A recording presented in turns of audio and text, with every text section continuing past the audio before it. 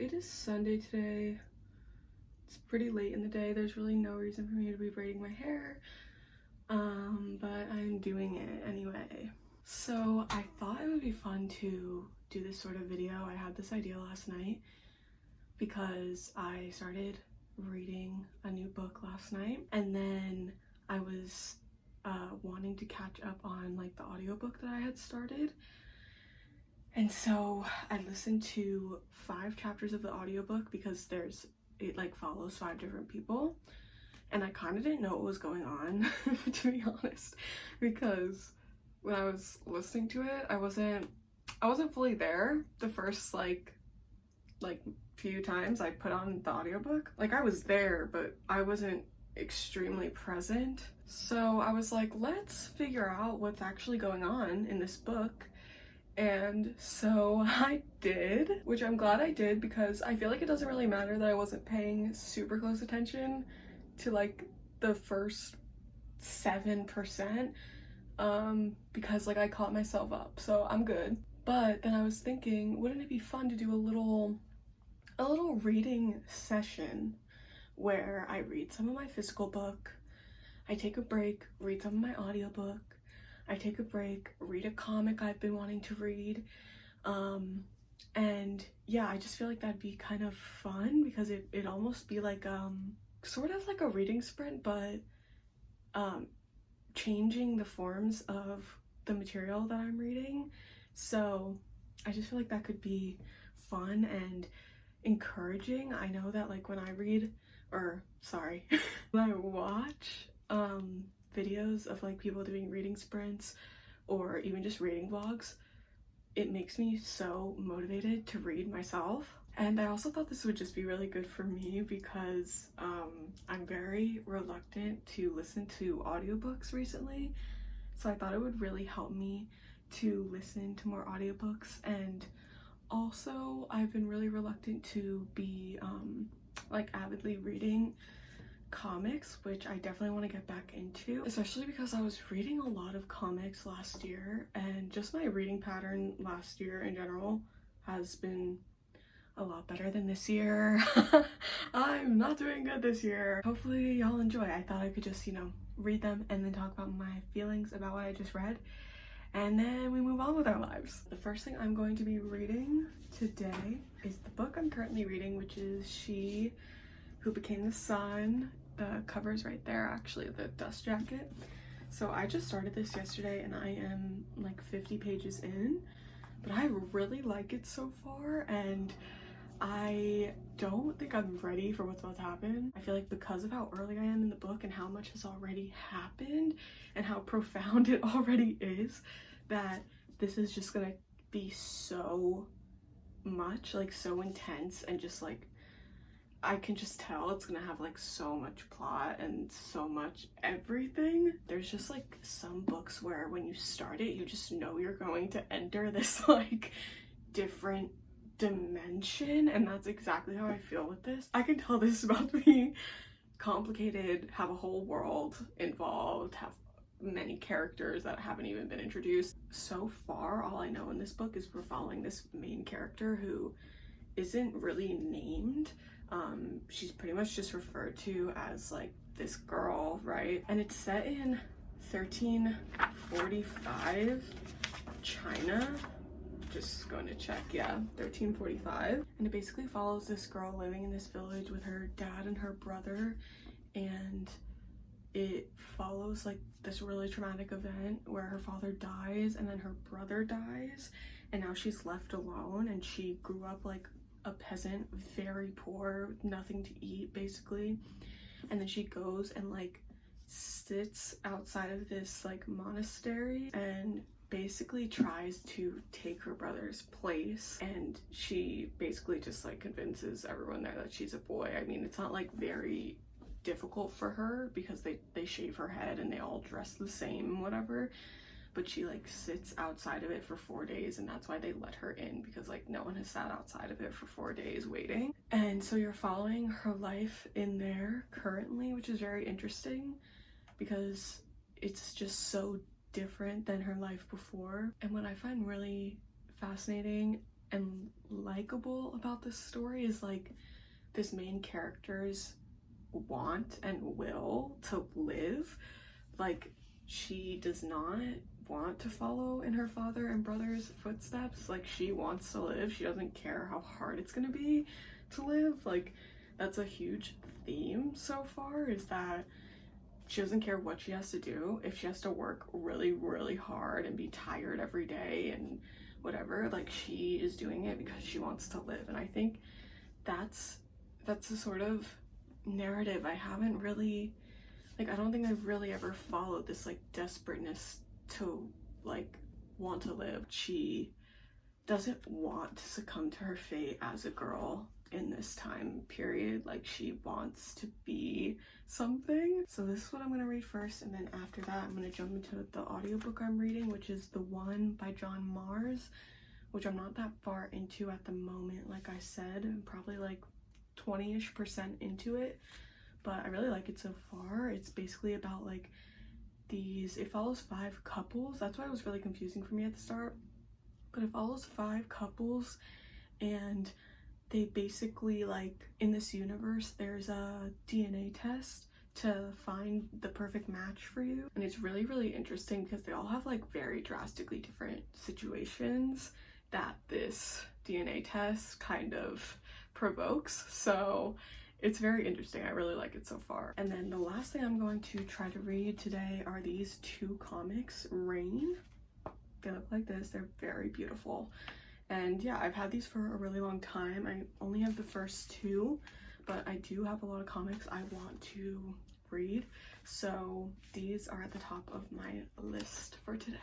So yeah, that's really it. Let's get started on She Who Became the Sun. My God, I'm so lonely, so I open the window to hear sounds of people, to hear sounds of people. Okay, so I've read up to page 80. I've only read 2 chapters, but I'm up to part 2, which is 1354 to 1355. So this last part that I read was really interesting.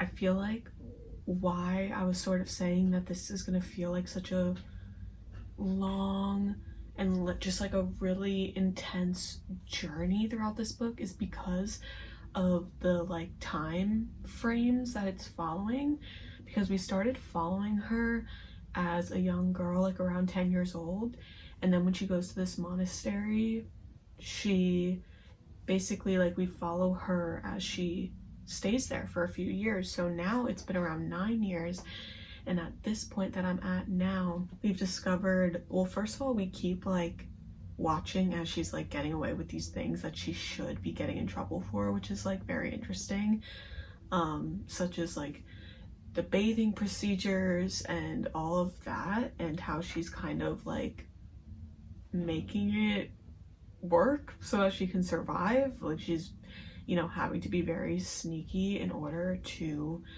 ensure her survival and her place at this monastery. But also you watch as her and this one other person there become really good friends, and it's like her first ever friend. And so like these last 2 chapters kind of covered the last like 9 years of her starting there, and then, you know, till now. So it kind of follows their friendship, and that's really sweet because she hasn't really ever had friends. And you kind of find out too that like he knows that she's a girl, but it's a really sweet moment actually, where he's like, you're still my little brother no matter what you have under your clothes, basically. Like, that's pretty much the exact quote.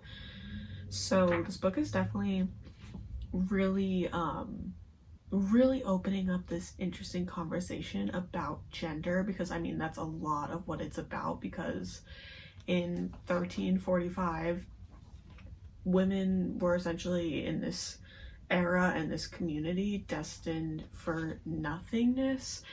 And like I said earlier, that's kind of a huge theme. It's like greatness versus nothingness, and you follow her fight with that, definitely. So now you're kind of transitioning into what I'm expecting is going to be the period of her life where she's not in this monastery anymore. Like that was kind of her like teenage, young adulthood that we were reading about, and now we're gonna get to the point where she's not there anymore and she's trying to survive now on her own now that she's 19. So yeah, it's still really good. I'm definitely going to read more today, but for the sake of this reading sesh, I'm going to stop here. Another thing that I actually forgot to mention was that well, because this book is fantasy, so far the way that element has come into play is the fact that our main character can see ghosts, which is really, really interesting because it's not done in this way that feels like a horror or like thriller book,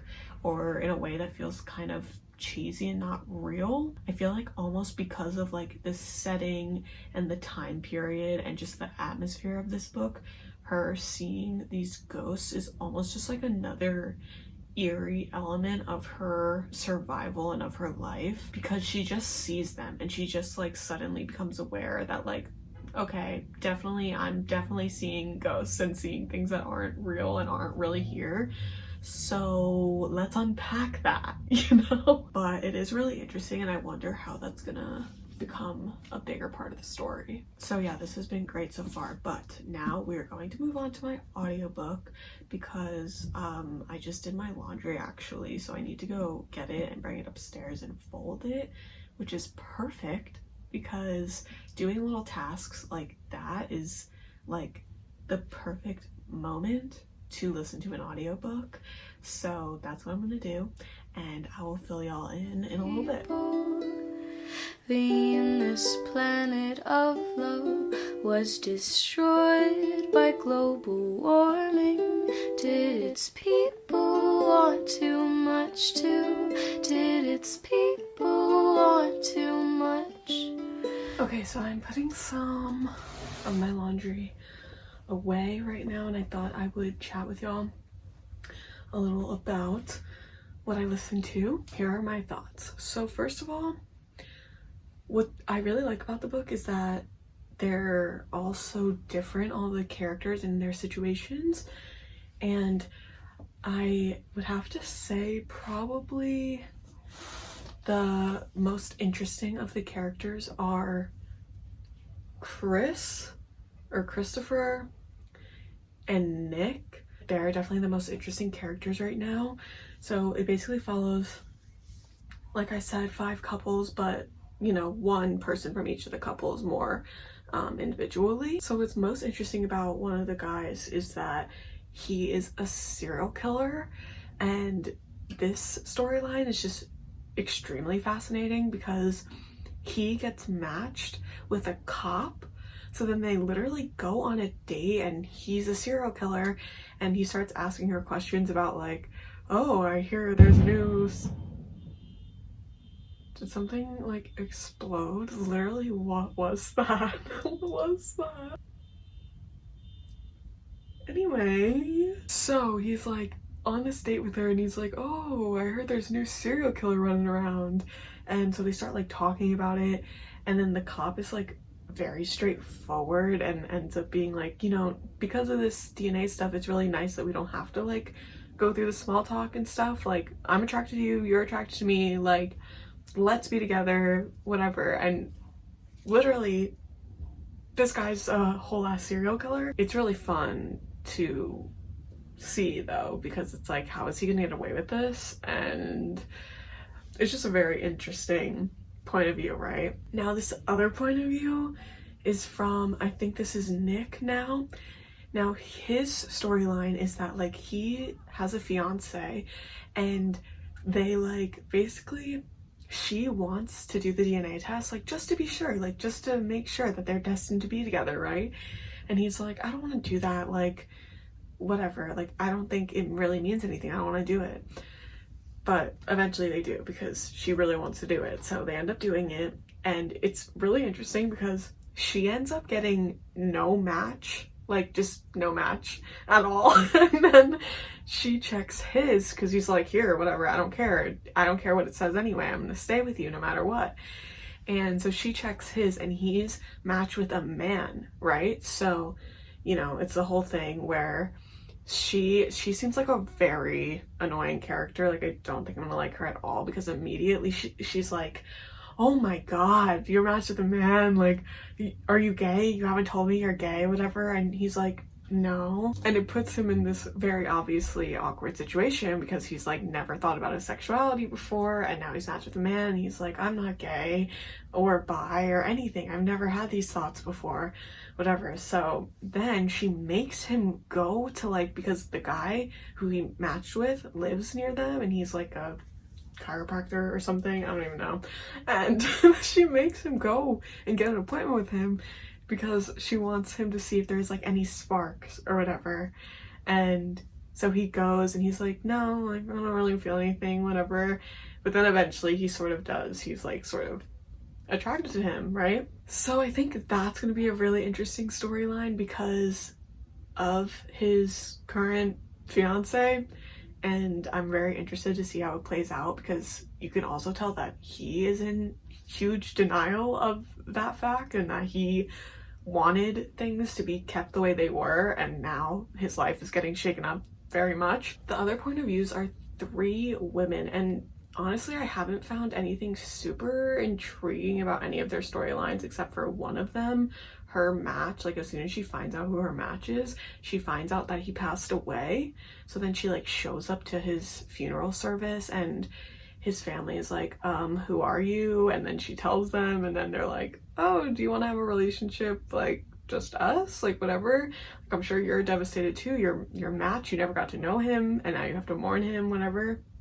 And so that is really interesting. So I am very, very intrigued. I am definitely glad I'm setting aside this time to listen to the audiobook, because a lot of the time when I'm listening to audiobooks, it's usually like on my commute to and from places. So it's a little more difficult for me to like pay attention, only because there's so much happening around me that I feel the need to pay attention to. So yeah, here listening to it is just nice because I get to just like, you know, sit and listen and not really have any huge distractions. Okay, let's get to reading the comics, shall we? Alright, and like I said, these will be the comics that I'm reading today. Very excited to see what they're about because the inside looks so beautiful. I haven't read a comic in a while, so I think this will be really nice to read. I'll show you a bit more of the art style. Very cute, very cute. Give me one good movie kiss and I'll be alright. Nobody, nobody, nobody, nobody, nobody. Okay, so I finished both of these comics. Oh, I finally figured out why the title is Rain. This was very upsetting because the main premise of this, so like, to back up a little, if you've ever gotten single comics like this from the comic book store, you would know that the single editions are very short. So I'm definitely glad I got both of them because this first one ended on a horrible note. So I am going to tell you what this is about fully. So if you're worried about spoilers, just know I'm going to talk about what this is about. So you're following this main character and her name is Honeysuckle. Very cute, very adorable of her. And her partner, Yolanda, her girlfriend, is coming to move in with her. Okay, very exciting. And you start off like with her talking about how much she loves her and their journey as a couple.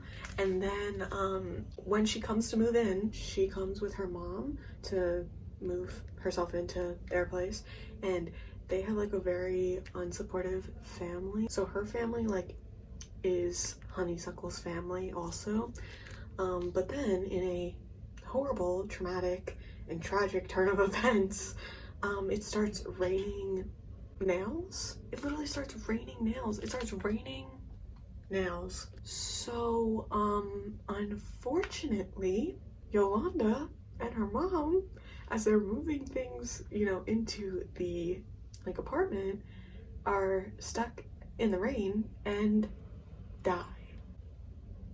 I know, what the fuck? Literally, what the hell? So that's why this ends with the horribly graphic image of her lying there dead. Okay? Anyway, it was honestly really sad because, well, I mean, duh, but like the fact that they built up like their life and their relationship and then she just died and it was like as simple as that was really upsetting. So anyway, in the second chapter, basically she sets out to go to like Denver or somewhere to go tell her father that or Yolanda's father what had happened, right? So she's going on this journey. There's also this weird like thing where there's like this religious cult following her. I don't know, but she ends up making like a friend when she goes outside. There's like no one outside obviously, but there's like one guy outside who's looking for his cat that's like under a vehicle, and then it starts to like almost rain again, so she's like, oh, we gotta get out of here. She goes to hide for safety, and then when she comes back out, the religious cult is like, I don't know, harassing her, and then she like meets up with the guy again. He ends up like kind of protecting and defending her from them. So then he says, you know what, let's go to Denver together. I got nothing to lose. And also what's really cute is like at the end of this, there's this little boy that is basically the son of like the woman who she stays with now, and he's like a very cute, sweet character. And so like at one point when she goes to leave, he goes and like gives her an umbrella, even though obviously that wouldn't do anything to raining nails. It's just like this childlike innocence of him. And then at the end he like shows up again and he's like, it's gonna keep happening, like you really need this umbrella. And then at the very end it shows you what the third issue is gonna look like, which is him and the umbrella.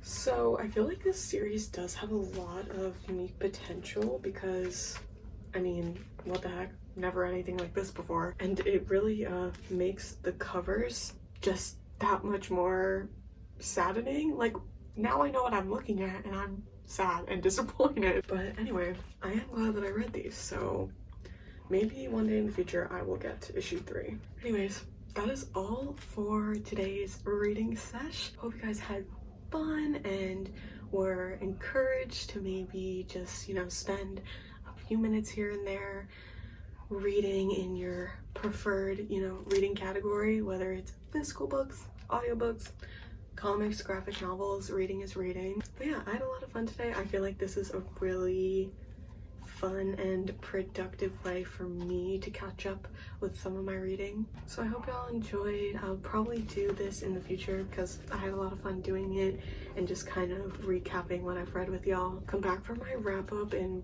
probably September is when I'll finish She Who Became the Sun, because it is the end of August. So come back to my wrap up to see my full thoughts. But yeah, that is all for today. Thanks so much for being here, and I will see you in my next video. Bye guys.